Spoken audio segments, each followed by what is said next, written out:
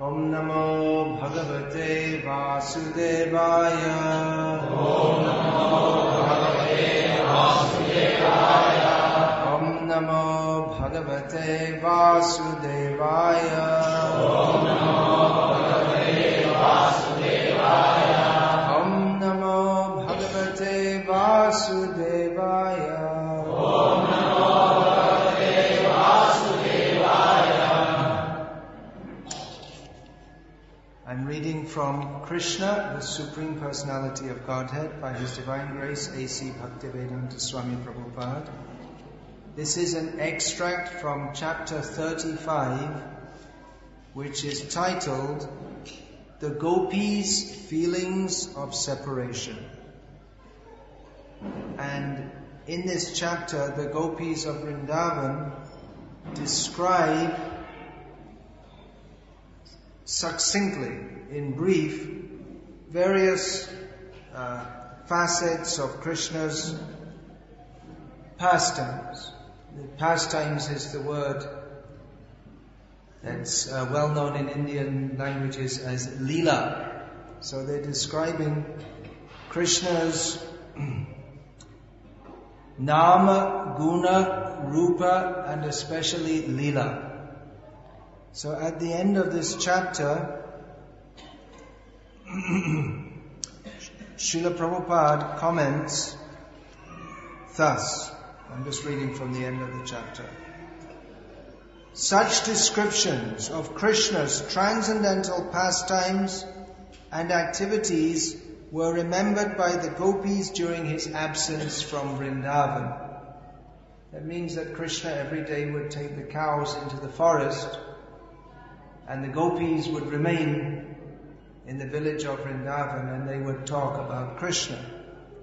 So they remembered Krishna during his absence from Vrindavan. They, such descriptions, give us some idea of how attractive Krishna is, not only to human beings, but to all animate and inanimate objects. Because Krishna is attractive not only to human beings, but especially to the cows of Vrindavan, and to the birds, and even to the trees, and even to the stones, and the river Yamuna. Krishna is attractive to everyone. In Vrindavan, everyone and everything is attracted to Krishna, including the trees, the plants, the water, and animals like the deer and cows. That is the perfect description of Krishna's all-attractiveness. The example of the gopis is very instructive to persons who are trying to be absorbed in Krishna consciousness. One can very easily associate with Krishna simply by remembering his transcendental pastimes. Everyone has a tendency to love someone. That Krishna should be the object of love is the central point of Krishna consciousness. By constantly chanting the Hare Krishna mantra and remembering the transcendental pastimes of Krishna, one can be fully in Krishna consciousness and thus make his life sublime and fruitful. Thus ends the Bhaktivedanta purport of the 35th chapter of Krishna, the Gopis' feelings of separation. Am I supposed to be speaking in English, by the way? Is that right? Does everyone understand English, or we need translation, or should I speak in Hindi? We have a lot of non-Hindi speakers here. What was the idea? English. Everyone likes English. Yeah. Modern Indians.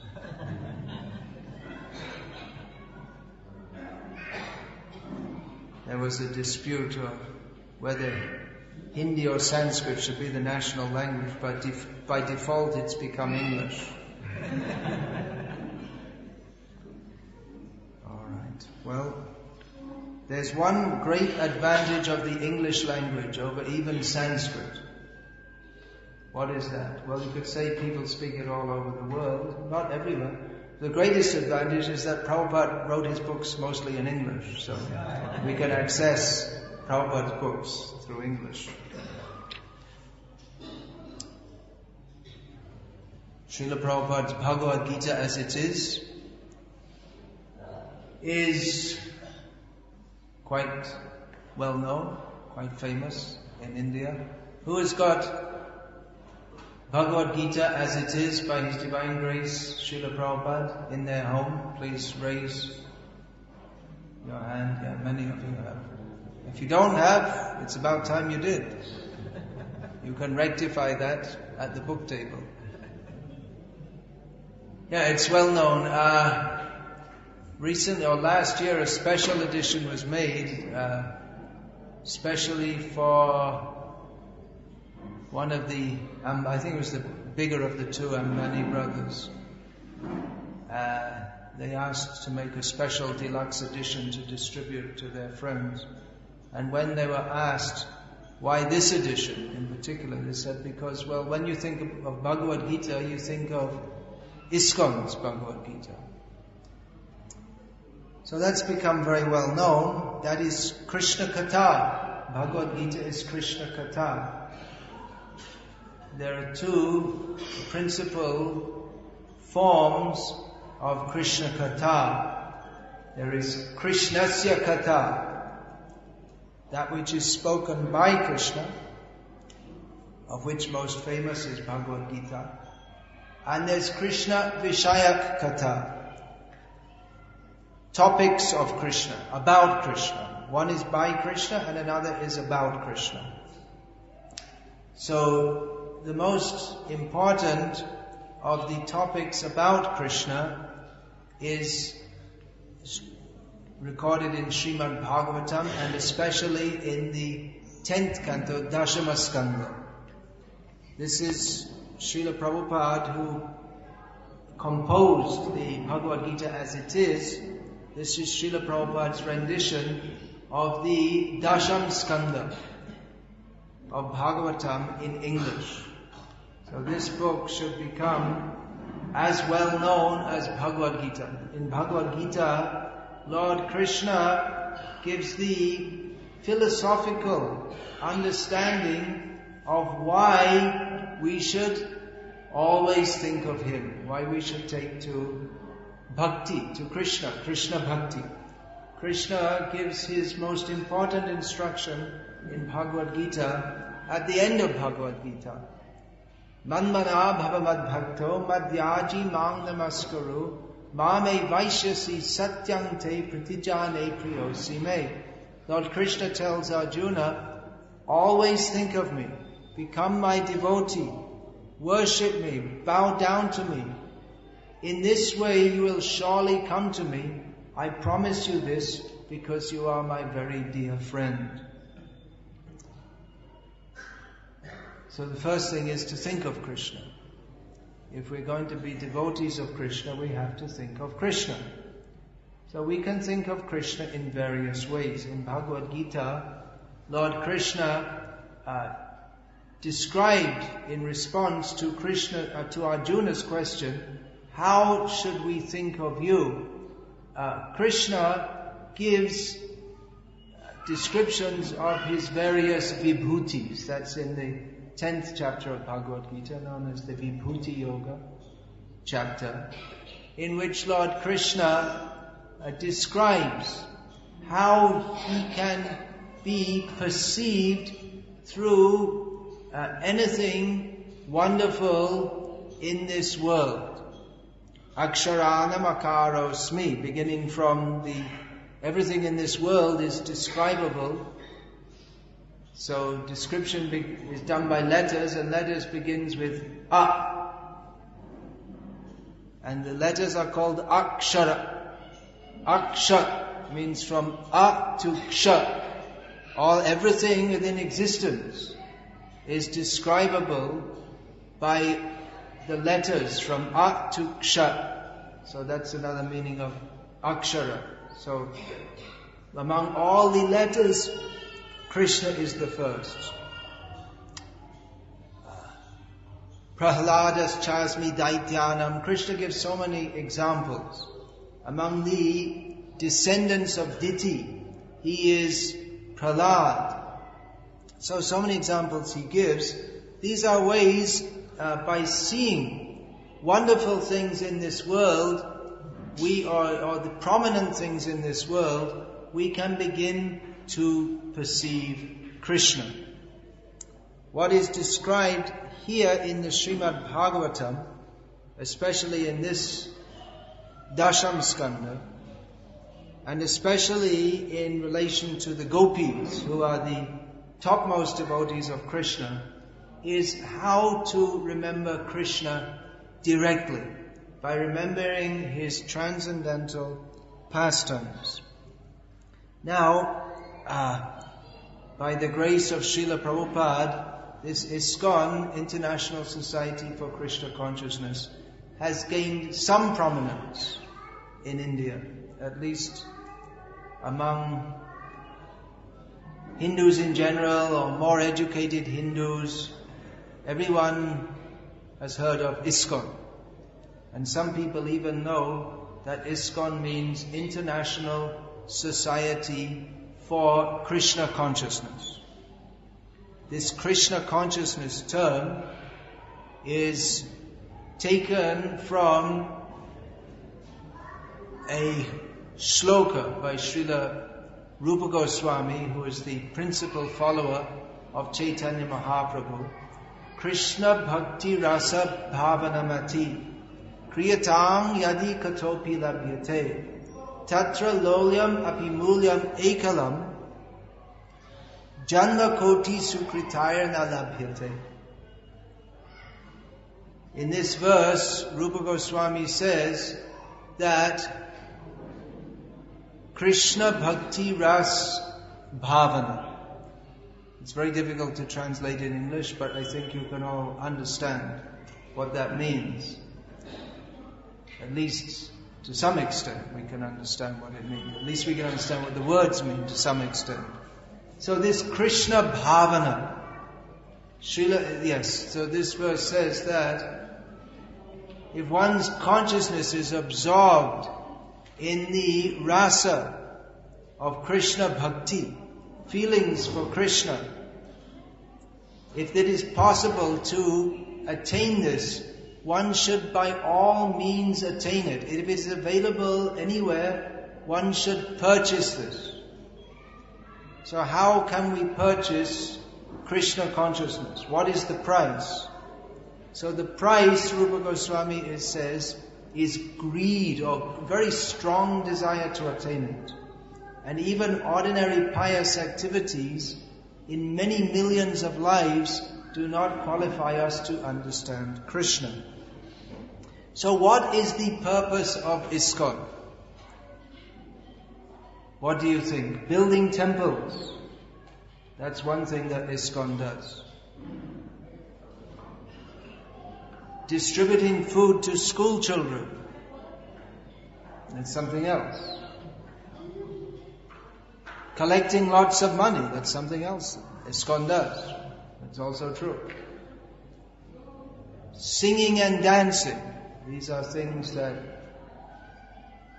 Actually, this is what ISKCON is most famous for in the Western countries. For the singing the holy names of Krishna.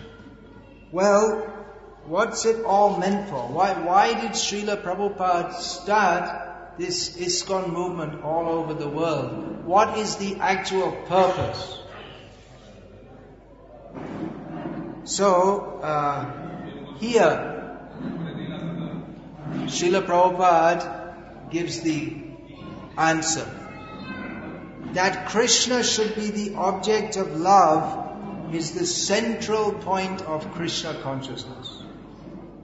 This society, big society all over the world with many temples and many activities, the central point of this movement is that Krishna should be the object of love.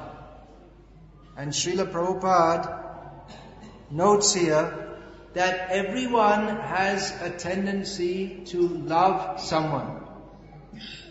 Everyone here has loved ones, isn't it? You all have people you love. Is it? That's good. It's good that you love someone, because in some places in the world, they've completely banished from human society the tendency to love anyone. In some places they don't love anyone. It's not encouraged in human society. You can't imagine. I was staying in Finland. Helsinki is the capital, and it's hell and it's sinking. So it's hell and it's getting worse all the time. There's actually a place in Norway where the town is called Hell. It's up in the Arctic Circle. So, anyway, I was staying in an apartment there which is close to our ISKCON center. And that apartment is kept for sannyasis.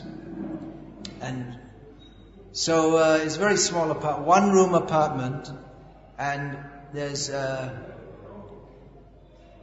one room means a lot smaller than this room, just room to stretch up, stretch down, and lie down. And there was a tiny little bathroom with a washing machine. And on the other side there was a tiny little, not really a kitchen, what they call a kitchenette. It's not really for cooking anything, but just for making coffee or something like that. Of course, we don't make coffee, but that's what it was designed for. So there was a whole big building full of these tiny little apartments. So I said to the temple president, well, it's a bit small, isn't it? I mean, it's okay for me, but how do people live in them? He said, well, it's all for one, people living alone. He said, so many people? Yeah, he said, everyone in the whole city lives like that. Doesn't anyone ever get married? He said, not much. They just live alone all their life, that's all. They go to work, they come back to their apartment, they go out, they eat something at a cafe outside, so they don't need to cook anything. Then they go out to some bar or something, or watch TV in their little apartment, and they spend their whole life like that. They don't have anyone that they love. The suicide rate is very high.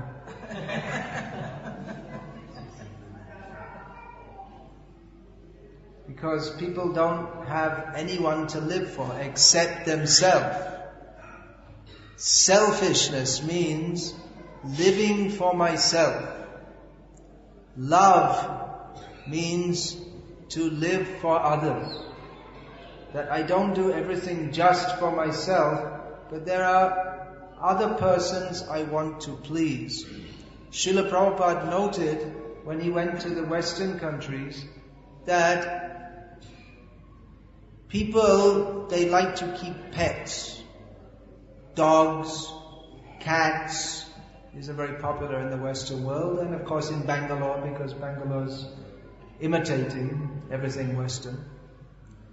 Of course no one in Bangalore ever knows, they never learn how to control a dog, so you see people with a dog on the lead and the dog's dragging them all over the place. You're supposed to train the dog so that you tell the dog what to do, but the dog drags the people all around, and that's morning exercise. It's supposed to be exercise for the dog, but it's more like exercise for the people because they get pulled here and there. Anyway, many people in the West, they don't have real friends, or they don't have a family, but they have a dog or dogs, and they love their dogs. Dogs are better than humans. They don't argue with you. They're happy to see you. Better to have a dog. That's what people think. Better have a dog than... They don't sue you either. If you marry someone in the West and then they get a divorce, they take all your money away from you. So, dogs are better. That's what people think. Many people. So, Srila Prabhupada noted the tendency to love. If you give up on the hope of loving any human being, then people, they love dogs or cats or some other such pet. The tendency to love is natural for everyone. So it's better to love than not love, isn't it? It's better to love people than hate people. That's true. However, in material existence, love means hate. If there is love, there is hate. This material world is the world of duality. So, just like there is hot, there is cold. There is happiness, there is distress. There is love, there is hate. Just like you love your family members, and that is extended to other people who are similar to your family. Just like Karnataka, they don't like Tamils because of the Kaveri water dispute. I mean, they may have some, when they meet them, they may say, hello, how are you? But when it comes to talking about Kaveri water, then they don't like them at all. Because we don't have enough water here. And why rather around the other way, Tamils want to keep it. So the Tamils don't like, and there's basically when there's a cricket match between India and Pakistan, then they're all together. But when they're talking about Kaveri water, then they don't like each other. So like that. We're all Indians, but there are divisions also. And it's quite possible, due to the nature of this material world, that people who are living peacefully together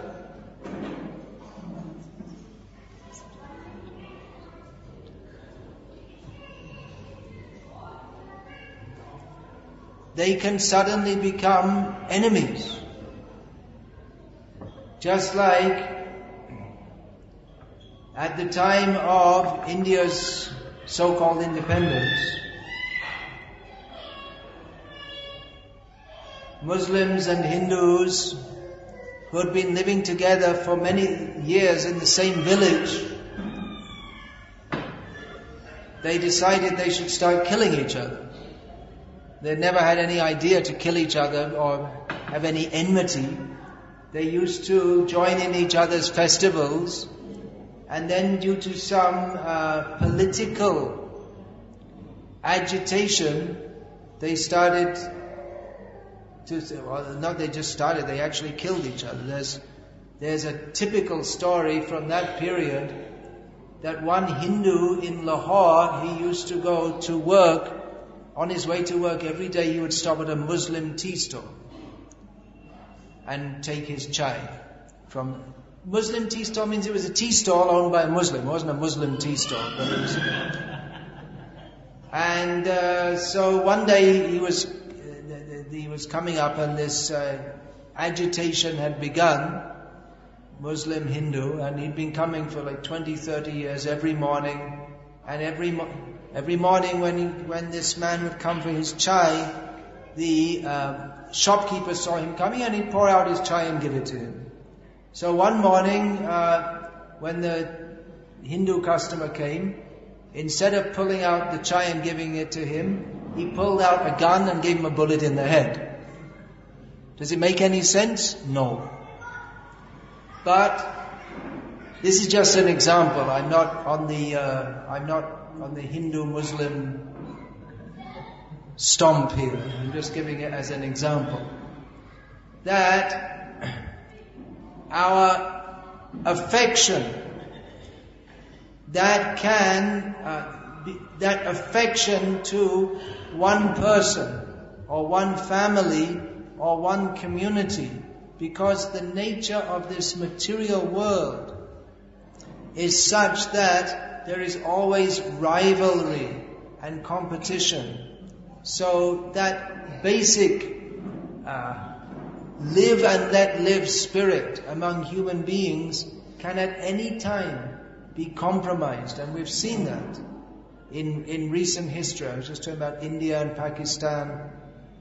In Germany during the Nazi period, many people, ordinary people who were doctors and all kinds of people, doctors and lawyers and village officials, and they became part of the oppression of Jews and others, and they would organize and take part in the what later became known as the Holocaust. There was a massive genocide of Jews and it was, who was doing that? It was ordinary people who were just like ordinary decent people, you might say, like we think ourselves to be. That was recently experienced, more recently, in the former Yugoslavia. There are several devotees here from the former Yugoslavia, which is now divided as Serbia, Croatia, Bosnia, Montenegro, and Slovenia. Macedonia. Did I say that? And something else, and probably tomorrow something else too. And even not everyone will accept that, because the Serbs won't accept that Macedonia, the Greeks won't accept it, and they were all together. And there were many Croatians married to Serbs, but when this agitation came up, the same man who loved his wife and had children by his wife, there are many cases that was killing their wife because she's from the other community. The same woman he loved, overnight, due to propaganda, he hated her to the extent that he killed her. And this is not just one, but many cases. Did it actually happen? Oh yes, it certainly did. I'm not just... there were horrible stories. Very... Oh no, there are many horrible stories. Many horrible stories. Which was unimaginable, that people were living together and in the same village for years together, and then just due to some propaganda, they started hating each other. Now there's an example of how love, it's expected that you love your wife, and although there are many jokes to the contrary, but basically it is expected that people love their wives, and that's the normal situation in human society. In the modern age it's something abnormal. But that love can very quickly turn to hate, either of the object of love, or because you love one person or one group, then you hate others. So in this material world, where there is love, that will be followed by hate. Where there is peace, that will be followed by war. Where there is war, that will be followed by peace. Where there is prosperity, that will be followed by poverty. That is the nature of this material world.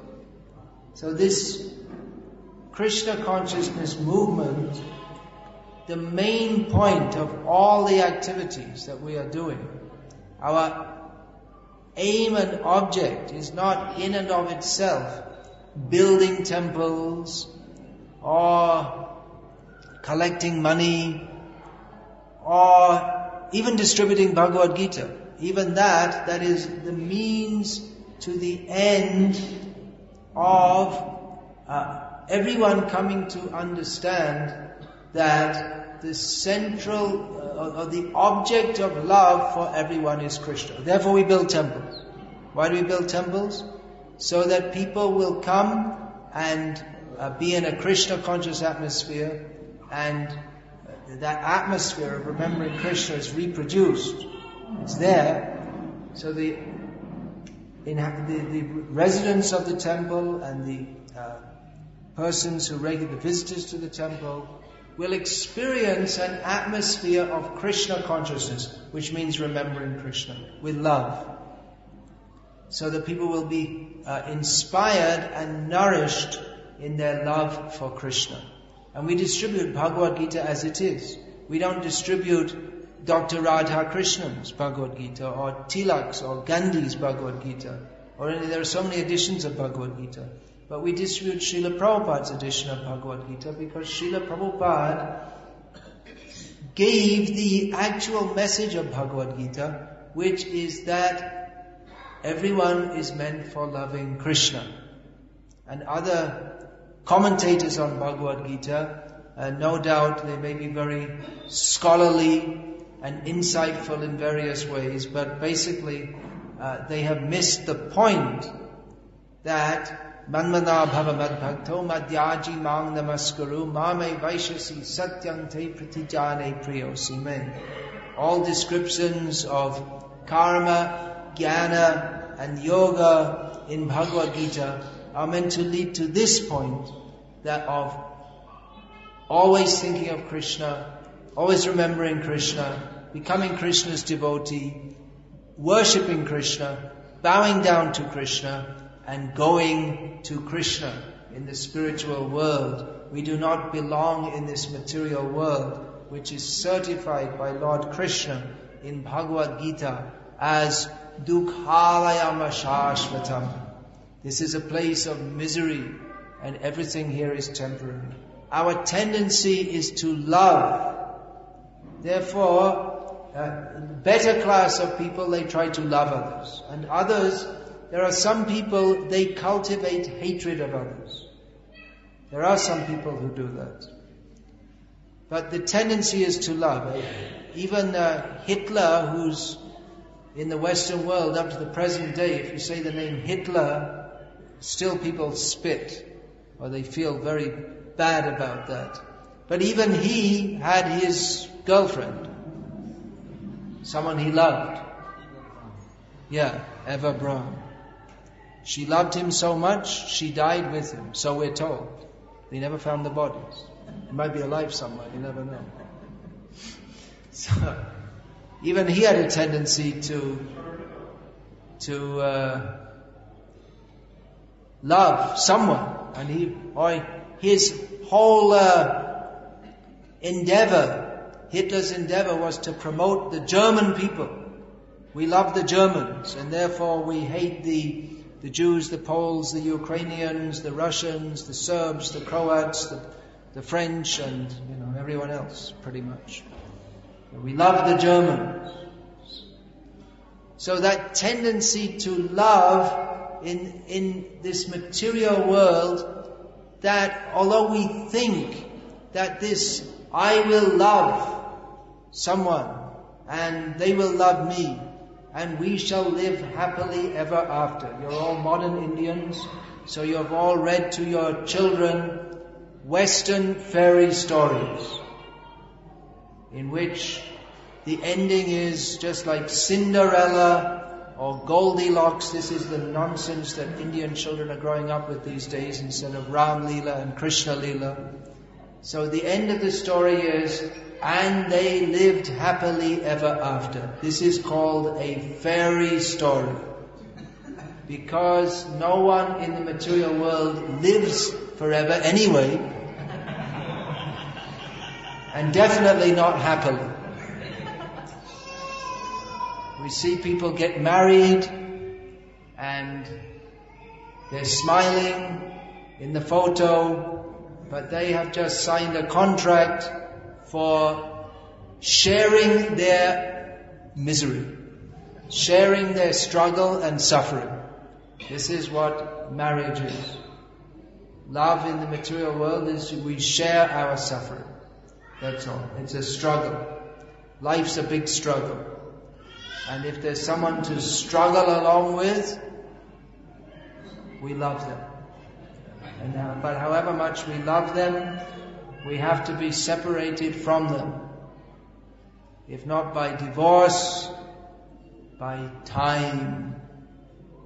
Therefore, love in this material world always ends in misery, always ends in distress.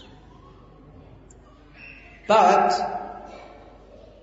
We're not against love. We're not saying don't love. There are some spiritualists who recommend having no attachment to anything. They have rightly analyzed that attachment is the cause of bondage in this material world. Therefore, we should not be attached to anyone or anything. We should be completely detached from everything. Sripad Shankaracharya, he was preaching, and if anyone accepted his philosophy, they would have to take sannyas, that's all. That's the logical conclusion of his philosophy. So if anyone in the modern age says that they're a follower of Shankaracharya, then we have to see if they're going to take sannyas. And they wouldn't even be allowed to in the Shankara Sampradaya unless they're born in a Brahmin family. So it's pretty difficult to get liberated. First of all, you have to get born in a Brahmin family. Then you have to take sannyas.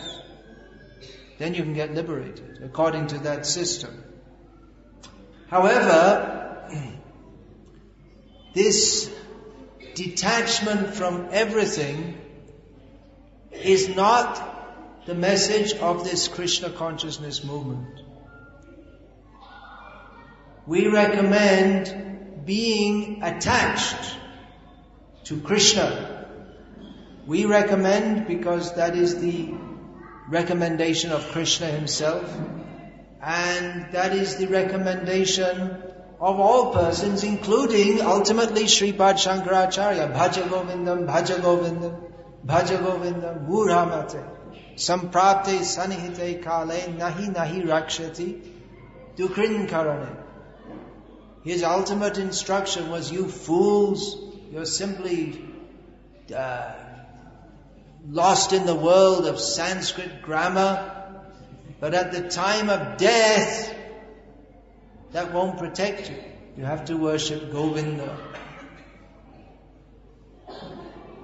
So, if our attachment is directed to Krishna, we will never be disappointed.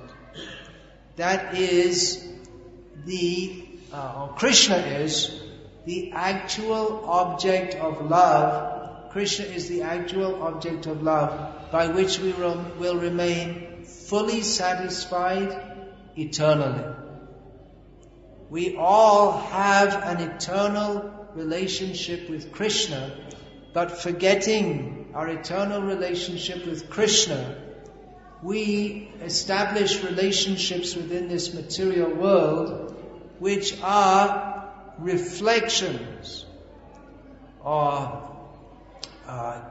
shadows of our real eternal relationship with Krishna.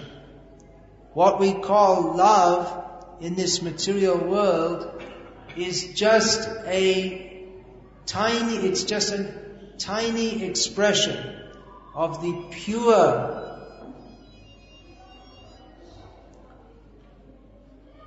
transcendental emotion of the devotees, among whom the gopis are being described here. The pure devotees of Krishna, their love for Krishna is unbroken, completely pure. Now, in this material world, love is considered something very pure, isn't it? But love in this material world, what is the purity of that? 24 carats? They say love that is expressed by diamonds. If it's not expressed by diamonds, you won't have anyone to love. So that just goes to show, what do you love?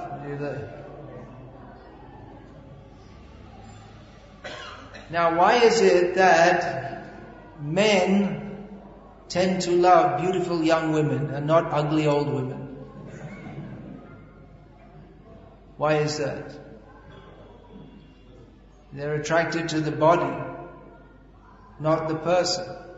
Why is it that women tend to love men who are capable of giving them 24-carat diamonds, and not to men who are pulling their teller? Of course, they don't have that in Bangalore, that's out of date, but still in some city. I don't think they have in Bangalore anymore, do they? It doesn't matter. In Ahmedabad, you still have camel carts in the street. They have like the super highway and there's camels. Camel carts still on them.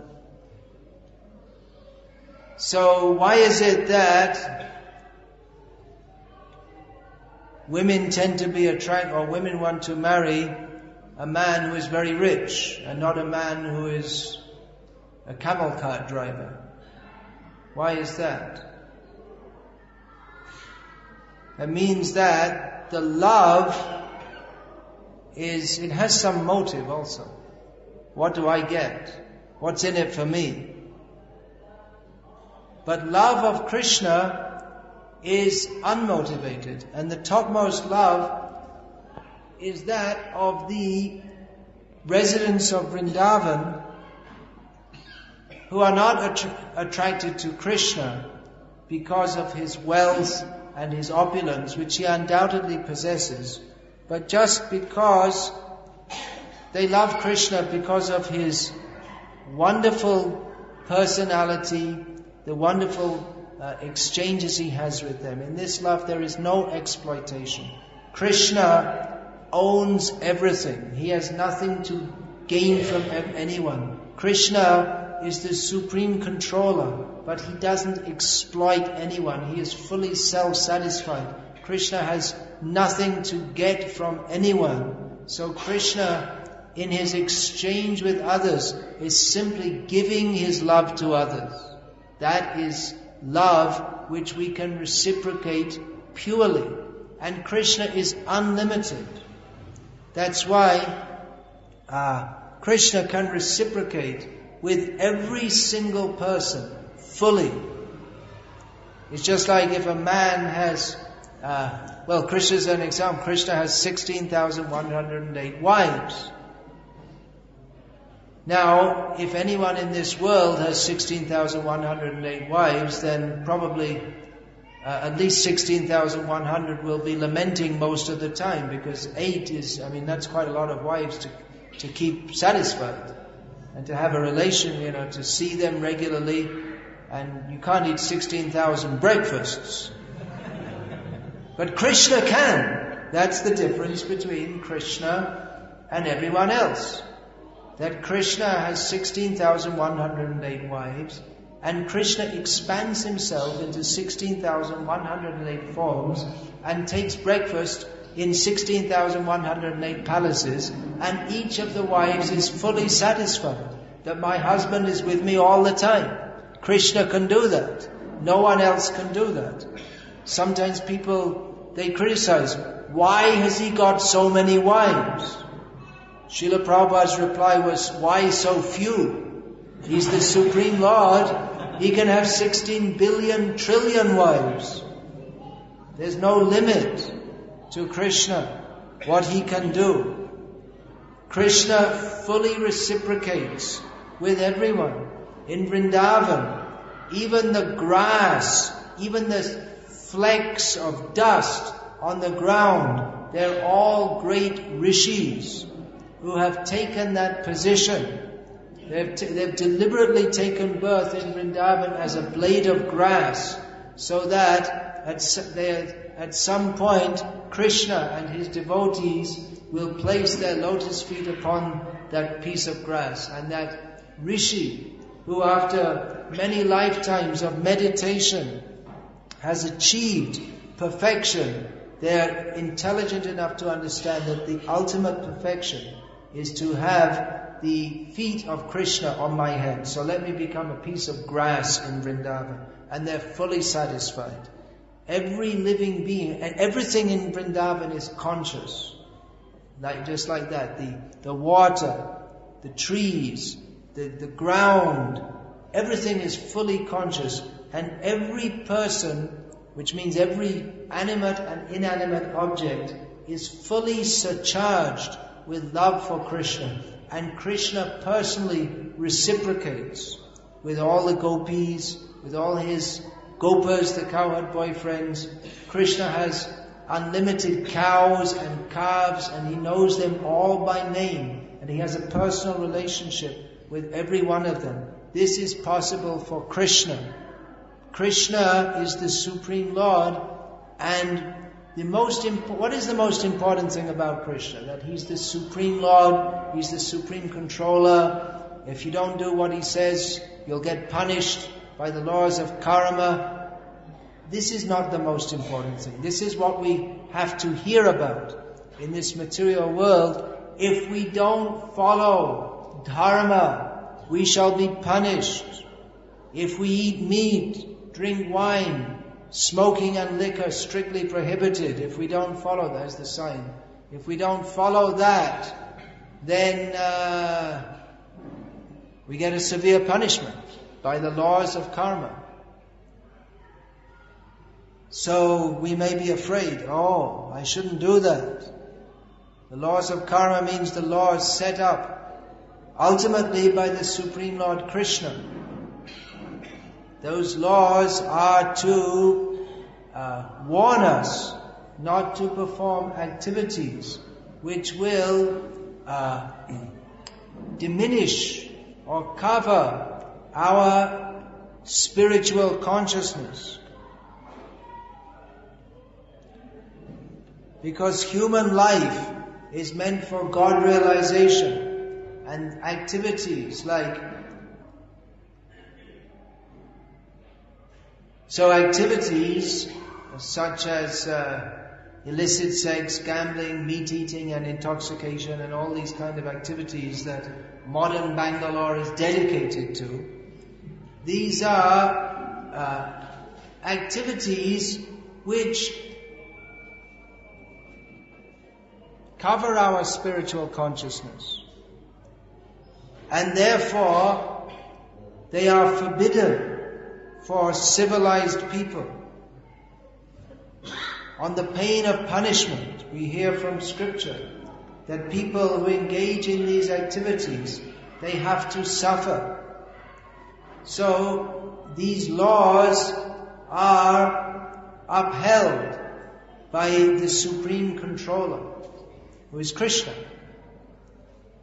So in the beginning stages, we may have faith in God or believe in God out of fear that if we don't follow His directions, if we perform sinful activities, that we have to suffer. And the other side of it, we may have faith in God that if I go to the temple and pray to God, He will help me. That's why even today, so many people go to, especially to Tirupati, isn't it? Because people have faith, and I guess it works, otherwise people wouldn't keep on going. That it's a good deal. If you put in 1,000 rupees, you get 10,000 back. People have faith. In Chennai, there's a famous temple, Visa Ganesh. You go and pray to this Ganesh, you get your visa for America, or wherever you want to go. The temple's called Visa Ganesh. I guess it's becoming less popular nowadays with it, so many people coming back from America. But for a time, at least, it was good. So that's two good reasons to believe in God. If you don't, you have to suffer, and if you do, you can enjoy the material world better by His blessings. However, even if we enjoy the material world better by His blessings, it's only a better way to suffer janma mrityu jara vyadhi dukkha, birth, death, old age and disease, because that is the nature of this material world. And as those who have been to America, got their visa for America, can attest, there is at least as much birth, death, old age and disease in America as in India.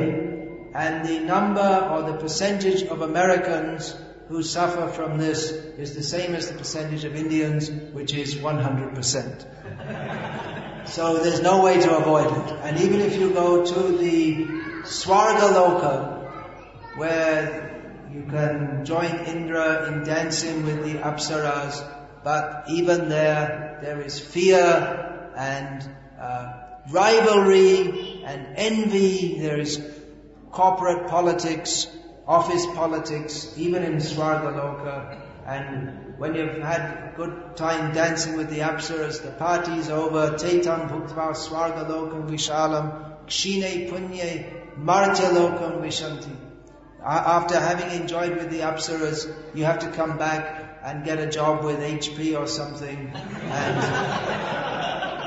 and then go to Tirupati and ask Balaji, can you send me back to heaven? It was better out there. So, of course, we get a job with HP nowadays. You think yourself fortunate because, they're throwing people out left, right and center. I guess they are, all the other companies are. So, love of Krishna is on a platform above what can I get from God? Or I should be a good because otherwise God will punish me, and if I'm good, He'll reward me by at least I can hold on to my job. It's the best you can hope for nowadays. So, but love of Krishna is far beyond this platform. Chaitanya Mahaprabhu taught, na dhanam, na janam, na sundarim kavitang va jagadisha kamaye, mama janmani janmanishvare bhavatad bhaktir ahaituki tvayi. Everyone goes to God, whether they call Him Jehovah or God or Ishvara, Allah, Tera, Naam, whatever they call Him. Everyone goes to Him and asks Him, may I be popular, may I be wealthy, may I have a beautiful wife, may I enjoy this material world. Some people who are more intelligent, they pray for moksha. But Chaitanya Mahaprabhu says, I don't pray for popularity. I don't pray for wealth. I don't pray for beautiful women. I don't pray for any material facility. I don't even pray for moksha. I simply pray that I may serve you without any personal desire. You may think, well, what's the point? What are you going to serve? What are you going to serve God for if you don't get anything from it? We should get something. Everything we do in this world, we expect to get something. We marry someone, we expect there shall be some exchange. There shall be some love. We shall enjoy loving them. So we expect, everything that we do, we expect to get something back. So if we love Krishna, what will we get back? Yeah, we will get. What will we get? Well, if we don't ask Krishna for anything material, and if we don't ask Krishna for anything moksha, then what do we get? We get Krishna. Because Krishna gives Himself to His devotees. And Krishna is supremely lovable. Krishna means all attractive. That is the very meaning of His name. Krishna reciprocates with everyone in such a way that they are fully satisfied. What is the nature of the satisfaction that Krishna gives? It's not the satisfaction of the senses. It's not the satisfaction of coming into an air-conditioned apartment on a hot summer's day. Or it's not the satisfaction of drinking a hot cup of coffee on a cold winter's morning. The satisfaction of loving Krishna or the satisfaction that Krishna gives is experienced by the pure devotees of Krishna, whose heart is simply overwhelmed with pure love for Krishna, and Krishna reciprocates with them in various ways, just like he reciprocates with the gopis by joking with them, showing himself to them, kissing them. Now we may think, well, kissing, that sounds mundane, but Krishna's kissing the gopis is not that between boyfriend and girlfriend of this mundane world, or that between husband and wife in this material world, but that is a completely pure and spiritual exchange of love, and therefore that love of Krishna with the gopis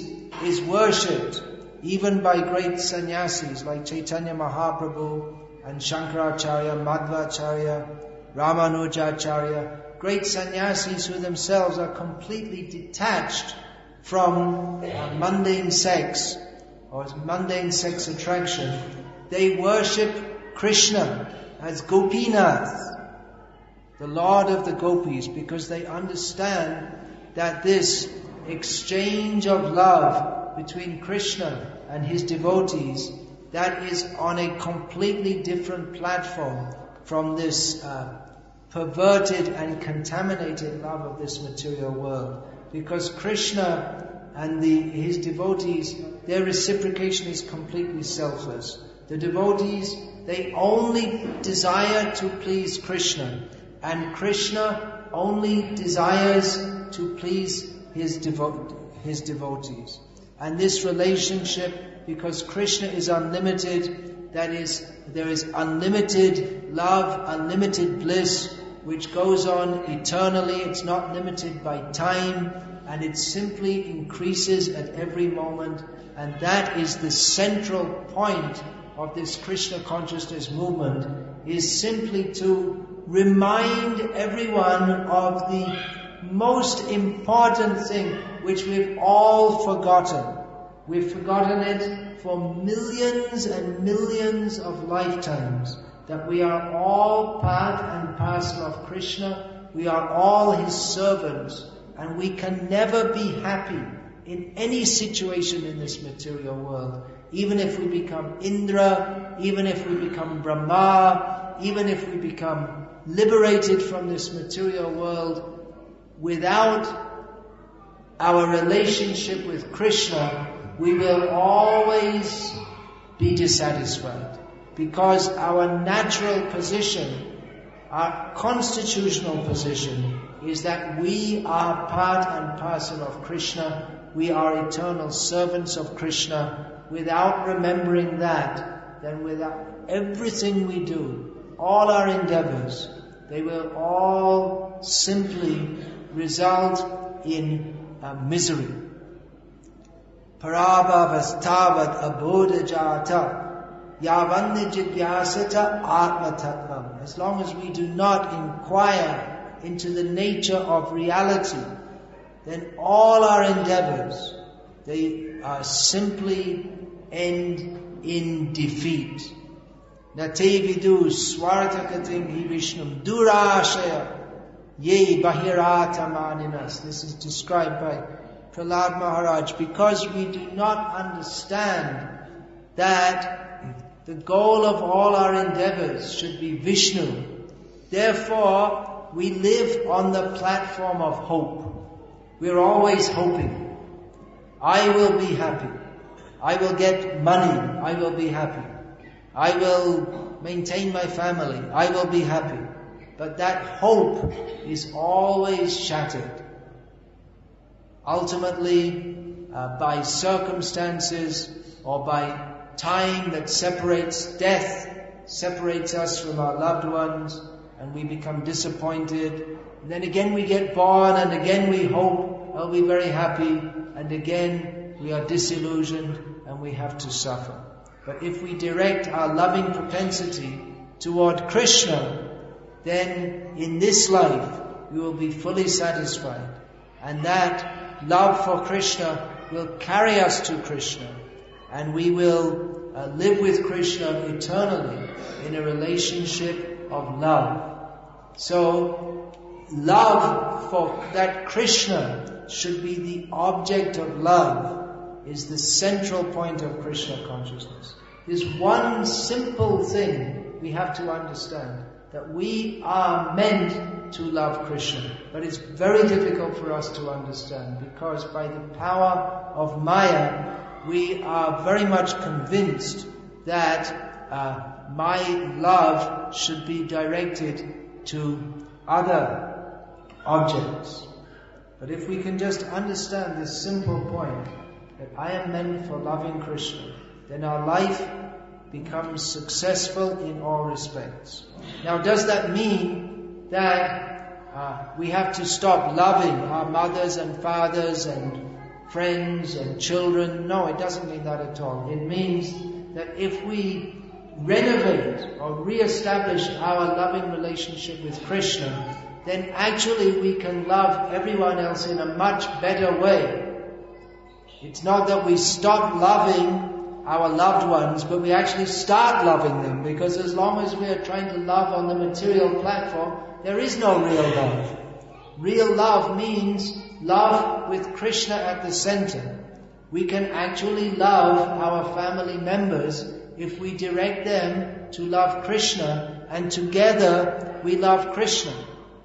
Every parent, because they love their children, they make arrangements for food, clothing, shelter, education, all these things. But the most important thing that we have to give our children is the ultimate purpose of life, to give them Krishna. And if we don't do that, if we don't give them Krishna, or knowledge of Krishna, love of Krishna, then despite all our endeavors to act for their benefit, we don't actually benefit them at all, because they're born and they die again without knowing Krishna. Their human form of life, which is meant for re-establishing our love for Krishna, is wasted, and we live in illusion, they live in illusion, and our family life is like that of the animals, who also have families, and the parents also look after their children, but they have no higher realization. They have no understanding that there is a higher purpose of life than simply eating, sleeping, having children, and fighting with others. Ahara nidra bhaya maitun. They have no understanding of this. So, our real love for our family members will begin when we ourselves come to the platform of real love, which is centered on Krishna. And it's not that, well, I have to love my family members less because I have to give my love to Krishna. Because love of Krishna is all expansive. If we love Krishna, because Krishna is the root of all living beings, and Krishna loves all living beings. So if we love Krishna, then our love will expand to all living beings. And this is the actual meaning of Vasundhaiva Kutumbakam. We cannot love everyone unless we know the formula for doing so. What is the center of love? That is Krishna. So this is the object of this Krishna consciousness movement. It is not just another Hindu sect, or something to do if you can't get a job. Young men, if they can't get a job, they can join this movement. It's meant for giving the highest knowledge, which is that knowledge in Bhagavad Gita. And not only giving it, but showing people how to practically live in this world, as Arjuna did, as the gopis did.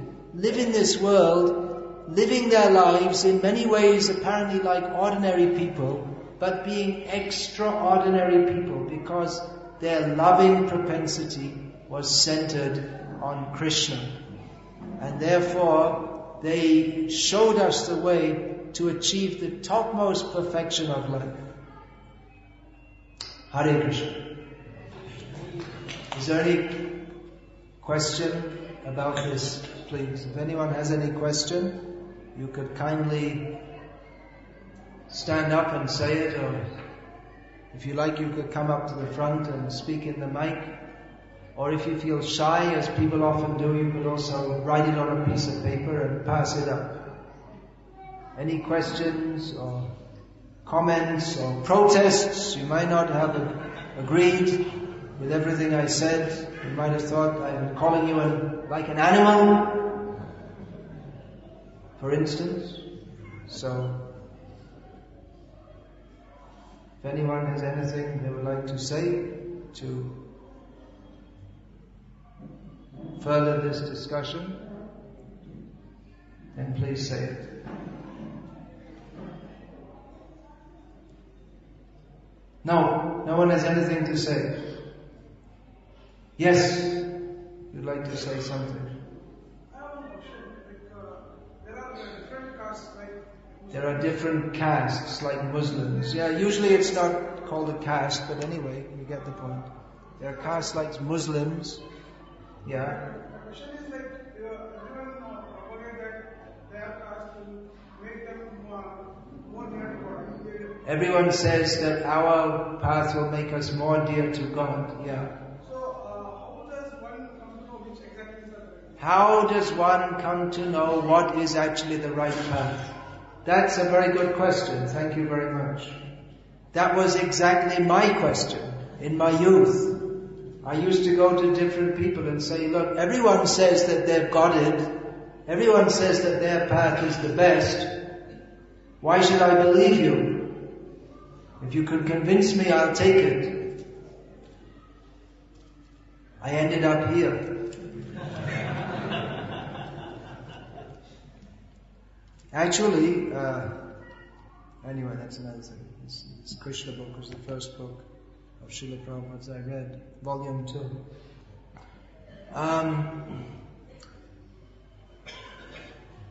But I became convinced when I met the devotees of Krishna.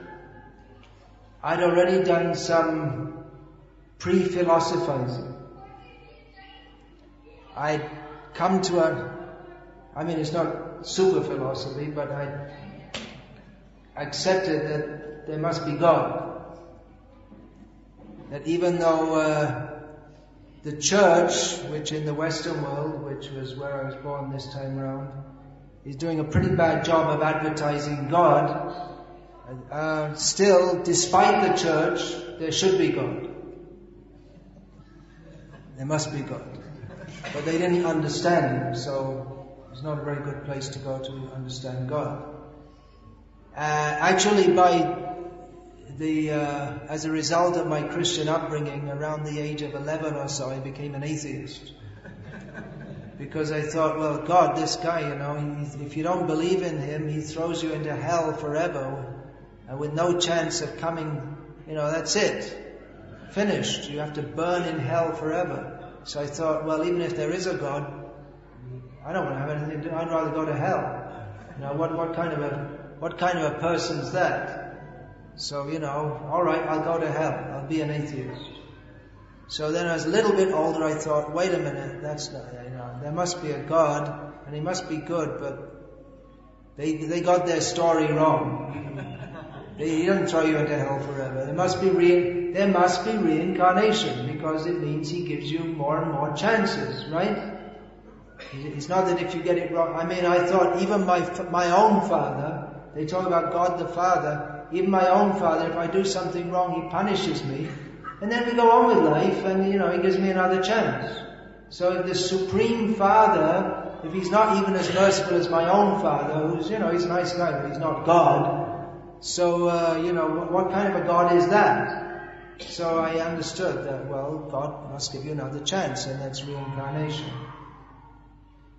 So, and I was already vegetarian. So, I got some things worked out. But then I realized that there's God's there, but I'm never going to find Him by myself. So I need some help. So when I came to the Krishna temple, I asked the same question. But actually, I was even before talking to the devotees, just by seeing them, I was already very impressed that here are people in the winter in England, which is much colder than the winter in Bangalore. And at that time, our movement didn't have a lot of money, so there was no heating in the building, and it was very cold. So they were obviously living a very austere life. I didn't know how austere until I stayed overnight when they threw me in a cold shower at 4 o'clock the next morning. But they're obviously leading a very austere life. But they were so happy. They were so blissful. And I hadn't seen anyone happy like that before, because all the happy people I saw, they were advertisement happy. That means in the advertisements they smile. They have a big smile. But if you look in their eyes, the eyes are not smiling. It's a plastic smile. It's the first time in my life I ever saw people smiling, not just with the face, but it was coming from here. So there was an aura of happiness. And then the next morning when I hardly got to sleep because I was used to going to bed around that time. And then they got me up at 4 o'clock and then in a cold shower, which I never even heard of such things existed. And cold means really cold. I mean, you can't imagine how cold. And I thought, well, whatever it is these people are doing, they're really serious about it. And then at 4:30 in the morning, they're up and dancing in the freezing cold, dancing for love of God. I thought, they've got something here. I mean, otherwise, why would you do that? Either you're completely crazy, or they've got something which inspires them to do that. So when I spoke with them, I understood what that thing was. I said to them, well, so many people are saying so many things. And what they said was another thing I'd worked out, was that you just can't, you see so many people say so many things, they just talk this and that. And just like in India now, there's so many bogus incarnations of God. I mean, it's just like a rash or something. There's so many. I mean, in Bangalore there used to be just one bogus incarnation of God. But, just outside. But, he's almost dead now, and there's a whole bunch of new ones. And people are so stupid that they believe it. How people, there are people who are like computer engineers, and they're materially intelligent, but spiritually absolutely dull-headed. Anyway, another thing I'd understood is that, so many people are saying so many things, but you can't just make something up. There should be some ancient tradition. It should come from Scripture. Scripture means, okay, there's God. So how does God communicate with us? That's through Scripture.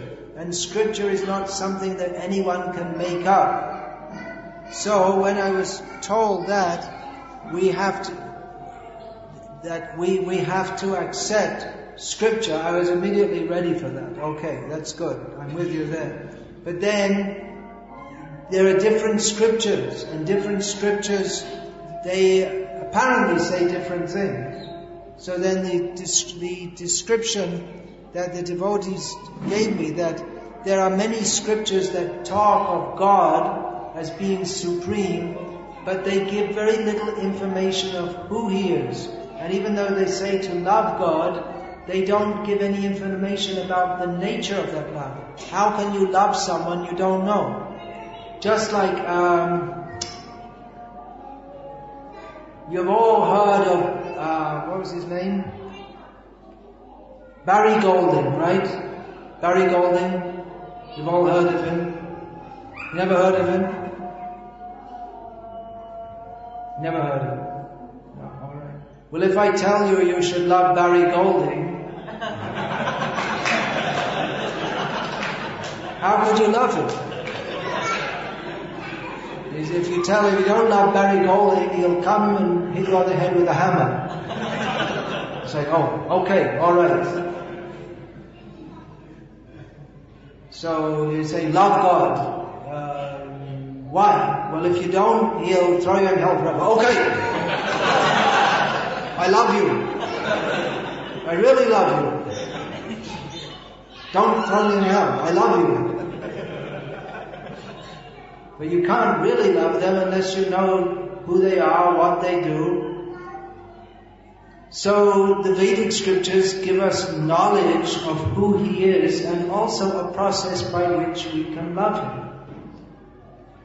Patram pushpam phalam toyam yome bhaktya prayachati tadaham bhakti upahritam ashnami prayatatmanaha. In Bhagavad Gita, Lord Krishna says that if we offer Krishna a leaf, flower, fruit or water, He will accept it. So that means, what are we doing? We're offering something to Him with love. He doesn't need anything from us, but we can offer it to Him and a relationship is established. Love means a relationship, right? So relationship means with a person. Who is that person? How does He relate with us? How can we relate with Him? We can offer Him food. We can chant His names. We can see His beautiful form in the temple. So there is knowledge of God, and there's it's not, and also not just knowledge of God, but there's a philosophical understanding given in Scripture which appeals to intelligent people. That, for instance, this point of reincarnation, if you blow it in this life, you'll get another chance. You're not doomed forever. This appeals to intelligent people. What is the cause of our suffering in the material world? According to what I was taught, someone a long time ago called Adam ate an apple. And as a result, everyone has to suffer in this world. It doesn't make any sense.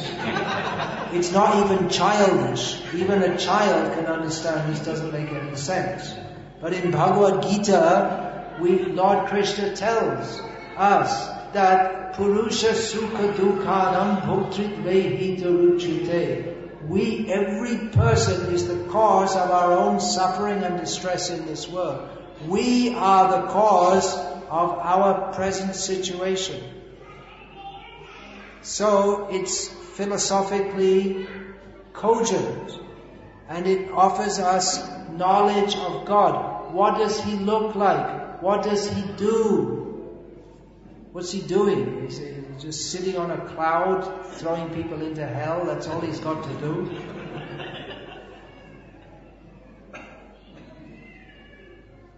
So this is, why should we accept Krishna consciousness? Well, if we're actually seeking the ultimate goal of life, we can understand that the ultimate goal of life is not anything of this world, because this world is a world of misery, and we are all seeking happiness. But there is no ultimate happiness in this material world. The happiness of this material world is petty. Especially in the modern age, what is being advertised as happiness? Go to McDonald's, chew a hamburger. That's happiness? Go to a bar, work like an ass, get some money, and then spend it like an ass, drink, and then you start talking like an ass. Start talking ass philosophy due to being drunk. Just like an ass thinks that I'm speaking very high philosophy, a drunken person thinks, now I'm talking very high topics. He's just drunk, that's all. So this is life in Bangalore today. Be a sophisticated ass. But any intelligent person, and there are not many in Bangalore actually, I mean superficially they're intelligent by becoming chartered accountants and computer engineers, but in terms of actual human intelligence, how many members of ISKCON? That's pretty good. I mean, even a lot of them are misdirected also. So, there's not much real intelligence. Real intelligence begins with a philosophical inquiry into the nature of life, such as the question you have put. To answer it fully, you have to read all of Srila Prabhupada's books. I've given a succinct answer. If you want to know, I'm not just going to tell you, you should believe this. Why? Because you should. But what if I don't? Then you go to hell forever. That's what I thought, that's what the Christians say, that's what the Muslims say, and among the Christians, the Protestants say, or the Catholics say, if you don't believe in the Virgin Mary, then you go to hell. And the Protestants say, if you do believe in the Virgin Mary, you go to hell. The Catholics say you have to believe in the Pope. And the Protestants say you definitely don't believe in the Pope. And there's no intelligent way for me to understand which is right. So it's just like, flipping a coin and hope you get it right, If you get it wrong, you're finished forever. Either all the Protestants are going to heaven and the Catholics are going to hell. This is what my religious upbringing was, Irish Catholic, a bunch of fanatics. Or all the Catholics are going to heaven and all the Protestants are going to hell. And there's no, I'm born in a Catholic family and I just hope that it's right.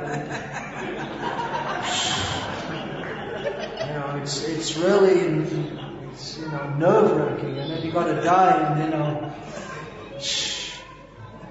Now then you find out at the time of death, either God's welcoming me or He's throwing me into hell forever, depending on whether I believed in the Pope or not. So, it doesn't appeal to any intelligent person. Krishna spoke Bhagavad Gita. He appealed to Arjuna's intelligence. Bhakti is not a matter of non-intelligence. It's not simply sentiment. Bhakti means love for Krishna, as I just discussed. But that love is based, at least from our platform, that love should be based on an intelligent understanding of where to place our love. If we love a dog, we become a dog. If we love a mundane woman, we become, in our next life, a woman. Whatever we love, that determines our next life. If we love Krishna, we don't become Krishna. But we go to Krishna to continue our love for Krishna forever. So, as I was saying, Bhagavad Gita as it is well known, and now this Krishna book should be distributed very widely, so that the knowledge of Bhagavad Gita to become Krishna's devotee, who is that Krishna, we can understand from this book. And actually, the full answer to your question you can get by reading all of Srila Prabhupada's books. Do you have all of Srila Prabhupada's books? You have a few. You should get them all. It's a very good question, and you'll get the very good answer by taking all of Srila Prabhupada's books. And Narayan Pandit, can you see him afterwards? He can arrange for you to get a full set of Prabhupada's books. And how to remember Krishna always and never forget Krishna. This is also an excellent question. When we've asked every other question and we've got the right answers, then we'll ask this question. When we've asked every other question, the ultimate answer to all questions is always to remember Krishna and never to forget Krishna. So, alright, well, how do I do that? Okay, we'd like to give a practical demonstration.